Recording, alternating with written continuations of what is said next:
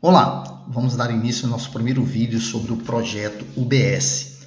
Antes, eu quero comentar sobre algumas ferramentas que nós vamos utilizar no decorrer dos nossos vídeos. São ferramentas case, que nada mais são de engenharia de software auxiliada ou assistida por computador. A primeira delas é a Asta-UML, na sua versão atual, a 8.2.0, onde você pode baixá-la do site asta.net.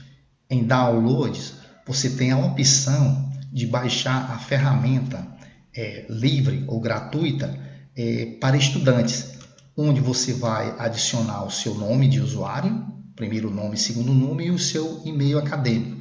E nesse e-mail você vai receber uma licença ou um código de licença que, após baixar a ferramenta, você pode habilitar para utilizar por um período de tempo. A outra ferramenta que nós vamos utilizar é o MySQL Workbench, onde você pode também baixá-la. É outra ferramenta case. É a Aston.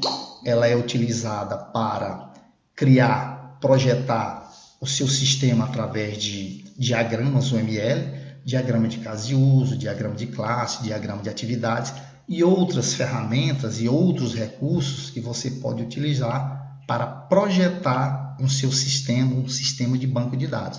Então, nós vamos utilizar a Asta-UML para os nossos diagramas UML e vamos utilizar o Workbench para a criação dos nossos diagramas entidade relacionamento, já que nós vamos usar o modelo relacional. Aqui eu vou utilizar o Workbench, mas você pode utilizar qualquer ferramenta, tanto o ML como para a criação de modelos relacionais, de diagramas relacionais. No download você pode selecionar a plataforma e baixar a versão mais atual, que é a 8.0.19. Eu estou utilizando a 8.0.15. São muito similares, a diferença é muito pouquinha. Então, vamos em frente. Bom, nós vimos naquele fluxo de atendimento ao paciente que basicamente o sistema vai necessitar, nós levantamos que ele teria 3 usuários especificamente, que seriam o superusuário, que a partir de agora a gente vai chamar de administrador ou de admin, que é o que tem todos os privilégios de acesso e manutenção do banco de dados, e nós temos o usuário atendente e temos o usuário médico. Esses 2 usuários têm perfis diferentes, nós vimos lá no fluxo de atendimento, eles têm funcionalidades e acessam recursos distintos do sistema. Nós sabemos que as ferramentas ou os programas, as frameworks, elas disponibilizam painéis administrativos, onde nesses painéis vocês podem gerenciar todos os usuários, criar grupos de usuários, definir perfis e tudo mais. No nosso caso, nós não colocamos aqui nesse diagrama de caso de uso bem simples do sistema, porque não há necessidade aparente, já que o superusuário é necessário em qualquer sistema que acessa banco de dados. E como nós vimos também, para acessar um banco de dados, qualquer usuário, um sistema, de um modo geral, o usuário ele precisa primeiro estar logado no sistema. É lógico que cada usuário deles, a partir de estar logado e cadastrado, obviamente, vai ter processo ou terão processos que eles vão poder executar.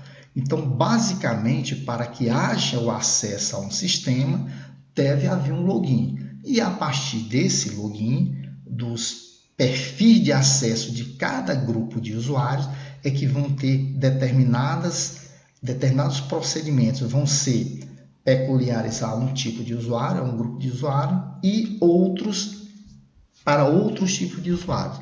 Então, basicamente, deve haver primeiro o login, acessar o sistema e, a partir daí, executar as tarefas que cada um deles tiver autorização para executar após estar autorizado a usar o sistema. Bom, diante disso, já que nós vamos ter um login, O primeiro diagrama que nós vamos falar aqui é um diagrama de classe, onde nós vamos utilizar o conceito de generalização e especialização. Esses conceitos fazem parte dos diagramas entidade e relacionamento estendido. Ele te possibilita adicionar recursos que o modelo original proposto por Peter Shen não propõe ou são difíceis de você executar, de você definir. Então, o modelo estendido ele te possibilita você adicionar recursos que são mais difíceis de serem criados utilizando o modelo original de Peter Shen. A generalização e especialização, ela usa a figura de uma superclasse, que no caso aqui seria o usuário, user, e as subclasses ou classes filhas. Essas classes filhas são as que são especializadas. Você vai especializar e definir atributos específicos para elas. Da mesma forma que a classe ou a superclasse, a classe pai, a classe generalizável, ela vai propor que as suas classes filhas herdem todos os atributos e métodos da classe pai. Se nós verificarmos nessa situação, dessa generalização, nós podemos verificar que existem vários atributos que são pertinentes a ambos os tipos de usuários, tanto para o atendente como para o médico. O ID do usuário, o seu nome completo, CPF, e-mail, a senha, o tipo, o status e a imagem, com seus respectivos métodos. A partir da generalização, especialização, o que nós estamos definindo? Que a classe atendente e a classe pai e a classe médico vão ter seus atributos específicos, mas vão herdar todos os atributos e métodos da classe pai. Nesse caso, há uma sistemática de hierarquia.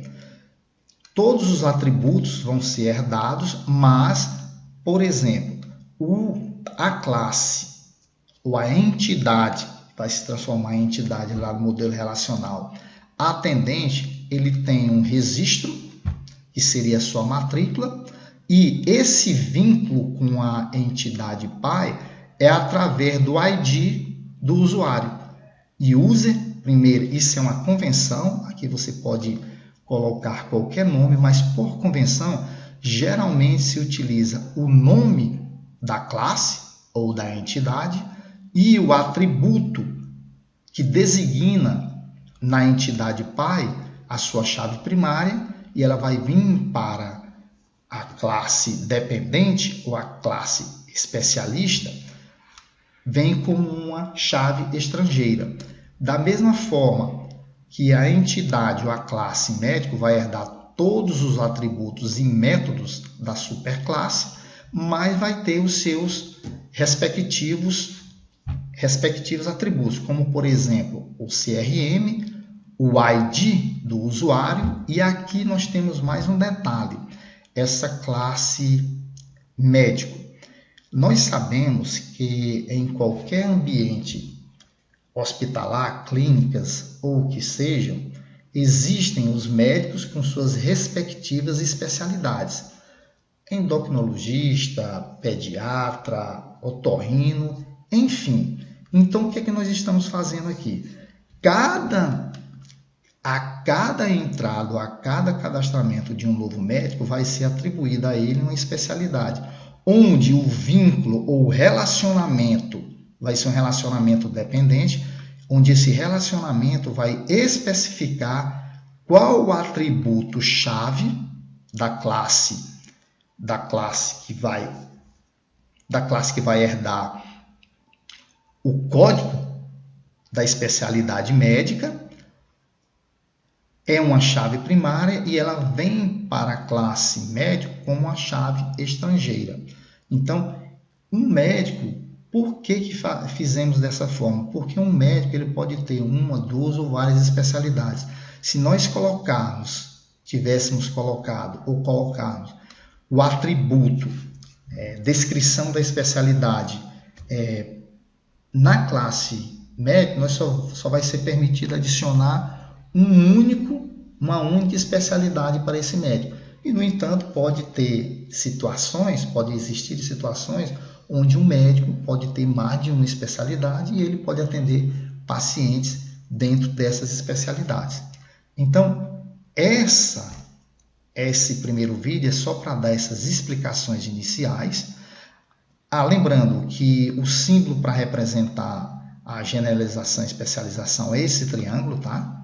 Então, relembrando que nós temos a superclasse e as classes filhas, onde as classes filhas ou subclasses vão herdar todos os atributos e métodos da classe pais.